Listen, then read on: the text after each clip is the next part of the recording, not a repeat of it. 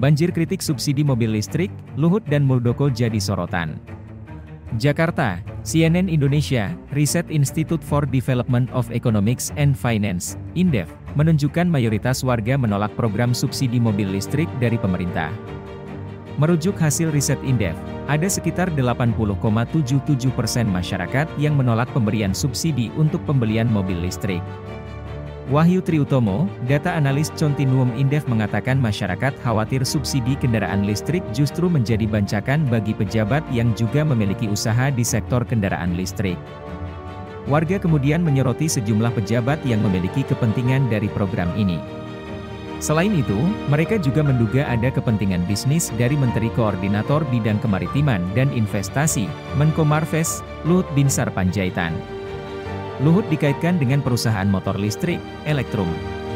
Pasalnya, CEO Elektrum Padu Syahrir merupakan keponakannya.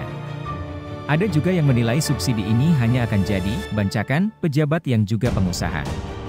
Muldoko sebagai KSP dan Ketua Periklindo, Luhut sebagai Menko Marves dan berkaitan dengan Elektrum, kata Wahyu beberapa waktu lalu.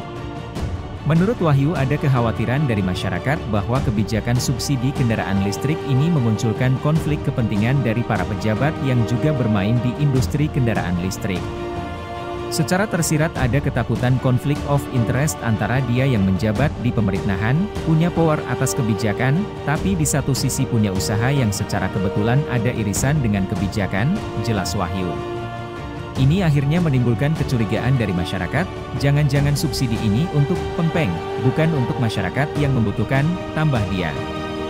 Riset INDEF dilakukan melalui pendekatan Big Data yang diambil pada media sosial Twitter periode 8 hingga 12 Mei 2023.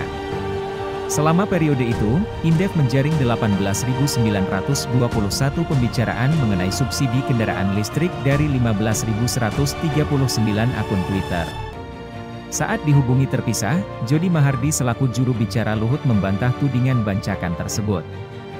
Menurut Jody, Luhut tidak memiliki kaitan dengan Elektrum. Saya ingin menegaskan bahwa Pak Luhut tidak memiliki kaitan kepemilikan dengan Elektrum, ujar Jody. Kebijakan ini diambil berdasarkan pertimbangan untuk memajukan industri kendaraan listrik di Indonesia, bukan untuk kepentingan pribadi seseorang atau sekelompok orang, ujarnya menambahkan. Adrianto Gani, tenaga ahli utama KSP membantah soal bancakan tersebut. Lagi pula, menurutnya yang diberikan pemerintah bentuknya insentif, bukan subsidi untuk mobil listrik. Menurut dia pemberian insentif itu pemerintah tidak mengeluarkan dana sama sekali.